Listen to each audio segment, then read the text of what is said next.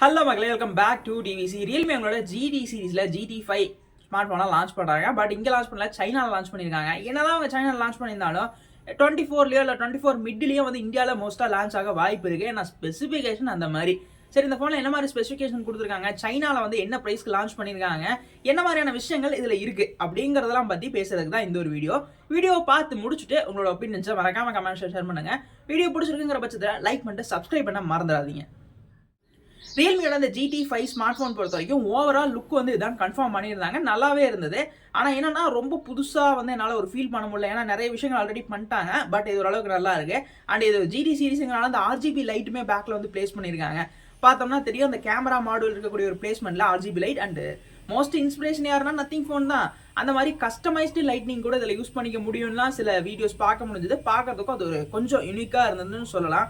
பேக்கில் ஒரு 3 கேமராஸோட பிளேஸ்மெண்ட். பேக்கை பொறுத்த வரைக்கும் கிளாஸ் ஃபினிஷ் யூஸ் பண்ணியிருக்காங்க. நல்லாவே இருந்தது. அந்த ஃப்ரண்ட் வந்து கவுட் டிஸ்பிளேஸ் இருக்கிற மாதிரி கொடுத்துருக்காங்க. இப்போ இருக்கக்கூடிய ட்ரெண்ட் செட்டப்க்கு கவுட் டிஸ்பிளேஸ்ங்கிறது ரொம்ப காமன் தான்.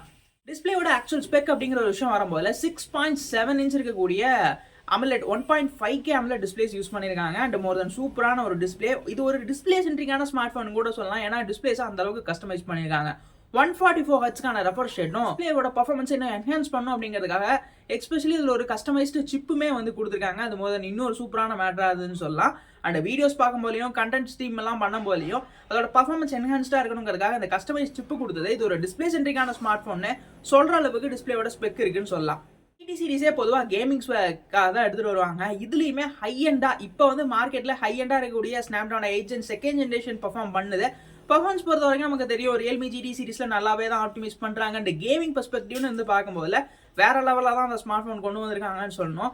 மெயினாக சொல்ல போனால் அப்படின்னா அதோட அந்த ரேம் வேரியன்ஸ் பார்க்கும்போது தான் எனக்கு பயங்கரமாக இருந்தது. ஏன்னா இதோட சேர்த்து ஒரு 24 GB வேரியன்ட் இருக்குங்கிறத கன்ஃபார்ம் பண்ணியிருக்காங்க.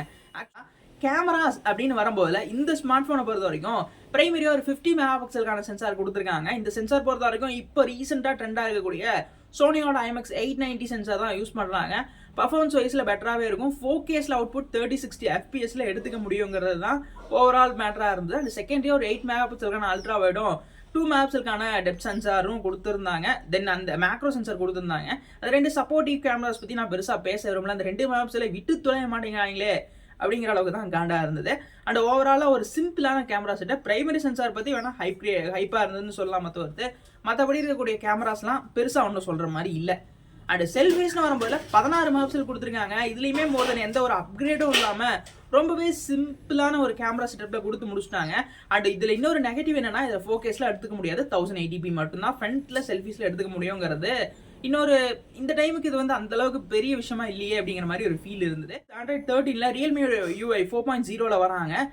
இது ஒரு நல்ல விஷயம் தான். ரியல்மி UI இப்போதைக்கு ஓரளவுக்கு நல்லா இருக்கு. பெருசாக இப்போதைக்கு இஷ்யூஸ் எதுவும் ஃபேஸ் பண்ணலை. அது வரைக்கும் ஓகேன்னு சொல்லலாம். அண்ட் நம்ம ஸ்டார்டிங்கில் ப்ராசஸர் பற்றி பேசும்போது ரேமை பற்றி சொல்லியிருந்தோம். 24 GBக்கான ரேம் அஃபோர்ட் பண்ணுறாங்க அப்படின்னு சொல்லிட்டு. ஆக்சுவலாக இதில் 24 GB வேரியன்ட் தான் ஹை அண்ட் வேரியண்ட்டாக பிளேஸ் பண்ணுறாங்க. 512 GB ஸ்டோரேஜோட ரீசன் ராஸ்டர் அப்டேட்டாக இருக்கக்கூடிய LPDDR5Xக்கான ரேம் டைப்பும் UFS 4.0க்கான ஸ்டோரேஜ் டைப்பும் கொடுக்குறாங்க. அண்ட் 24 GB ரேமுங்கிறது ரொம்ப பெரிய ஒரு ஹியூஜ் நம்பராக இருந்தது. இவ்வளோ பெரிய மல்டி டாஸ்கிங் பண்ணுவோமா அப்படிங்கிற மாதிரி இருந்தது.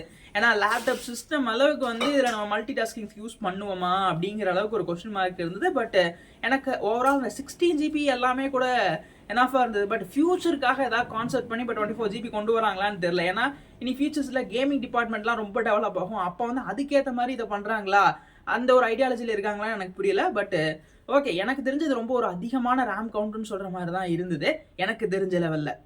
அதிலே சொன்ன மாதிரி இதில் டிஃபரன்ஷியேட் காட்டுறாங்க அப்படின்னா ரேம் அண்ட் ஸ்டோரேஜ் அண்ட் பேட்டரிஸில் தான் காட்டுறாங்க. இதில் நமக்கு 250 GBக்கு ஒரு வேரியண்ட்டும் 24 அண்ட் 512 GB வேரியண்ட்டும் 2 அஃபோர்ட் பண்ணுறாங்க. ஆக்சுவலாக இது ரெண்டுக்குமே ப்ரைஸ் ரேஞ்ச் அப்படின்னு பார்த்தோம்னா 12 GB ரேமில் நம்ம சூஸ் பண்ணுறோங்கிற பட்சத்தில் நமக்கு வந்து ஒரு அரௌண்ட் சைனாவில் லான்ச் பண்ண ப்ரைஸிங் ஒரு 35 அந்த செக்மெண்ட்டில் வந்து லான்ச் பண்ணாங்க. அதே மாதிரி 24 அண்ட் 512 GBன்னு வரும்போது நமக்கு ஒரு 50K வரைக்குமே 40 to 45K அந்த ரேஞ்சில் வந்து சைனாவில் லான்ச் பண்ணியிருக்காங்க. பட் இந்தியாவில் இப்படியெல்லாம் எக்ஸ்பெக்ட் பண்ண முடியாது அப்படிங்கிறது தான். அதே மாதிரி சார்ஜஸ்லேயும் டிஃப்ரெண்ட் இருக்குது. 2 ஃபோன்லேயுமே 5000 mAh தான் பேட்டரி கொடுக்குறாங்க. பட் என்னன்னா சார்ஜிங் நீங்கள் 12 GB ரேம் இருக்கக்கூடிய வேரியன்ட் சூஸ் பண்ணும்போது 150 வாட்ஸ் வந்து அடாப்டர் வந்து அஃபோர்ட் பண்ணுவாங்க. அதே நேரத்தில் உங்களுக்கு 24 GB ரேம் சூஸ் பண்ணும்போது நமக்கு இங்கே கிடைக்க போகிறது 240 வாட்ஸ்க்கான சார்ஜிங் வந்து கொடுப்பாங்க. ஓவரால் சொல்ல போனால் எனக்கு 150 வாட்ஸ் எனாஃப்னு சொல்லலாம், 12 GB ரேம் எனாஃப்னு சொல்லலாம். இந்த ஒரு வேரியன்ட் இந்தியாவுக்கு வரதுக்கு தான் மோஸ்ட் ஆஃப் சான்சஸ் இருக்குது. இந்த 20 GB ரேம் அது வந்து இந்தியாவுக்கு வரதுக்கு மோஸ்ட் ஆஃப் சான்சஸ் கம்மியாக தான் இருக்குது. ஏன்னா ப்ரைஸும் அதுதான் ஒரு அளவுக்கு வந்து கண்ட்ரோலில் வைக்க முடியுங்கிறனால அந்த ஒரு வேரியன்ட் இந்தியாவுக்கு எடுத்துகிட்டு வரதுக்கு தான் சான்சஸ் ஜாஸ்தி. ஓவராலாக இந்தியாவுக்கு வந்து அடுத்து 24ஓட மிட் டைமில் ஒரு 6 மாதம் கழிச்சோ அந்த டைமில் மேலே கூட இந்த ஃபோன்ஸ் வரதுக்கு மோஸ்ட் சான்சஸ் ஜாஸ்தி. ஏன்னா ஒரு ப்ரைஸ் செக்மெண்ட் 40க்குள்ளே இந்த ஏஜென்ட் அப்போ வந்து ஓல்டஸ்ட் ஆயிரும். ஏஜென்ட் 2 ஏஜென்ட் 3 வந்துடும். அதனால ஏஜென்ட் 2 வந்து கொஞ்சம் ஓல்ட் ஆயிரும். அந்த டைமுக்கு இந்தியன் மார்க்கெட்டுக்கு ஒரு 35 to 40K செக்மெண்ட்டில் இந்த ஸ்மார்ட் ஃபோனை இறக்குவாங்க அப்படின்னு ஒரு எக்ஸ்பெக்டேஷன்ஸ் இருக்குது. பாப்பா என்ன பண்ணுறாங்கன்னா ஓவராலாக இந்தியாவுக்கு வரும்போது ப்ரைஸ் அப்படின்னு பார்க்கும்போது நமக்கு மினிமம் 40 வந்துடலாம். 40 to 45க்குள்ளே கூட வந்துடுறதுக்கு வாய்ப்பு ஜாஸ்தியாகவே இருக்குது. இந்த ஃபோனை பற்றினா உங்களோட ஒப்பீனியன்ஸை மறக்காமல் ஷேர் பண்ணுங்கள். வீடியோ பிடிச்சிருக்கிற பட்சத்தில் லைக் பண்ணிட்டு சப்ஸ்கிரைப் பண்ண மறக்காதீங்க. தேங்க்யூ ஃபார் வாட்சிங்.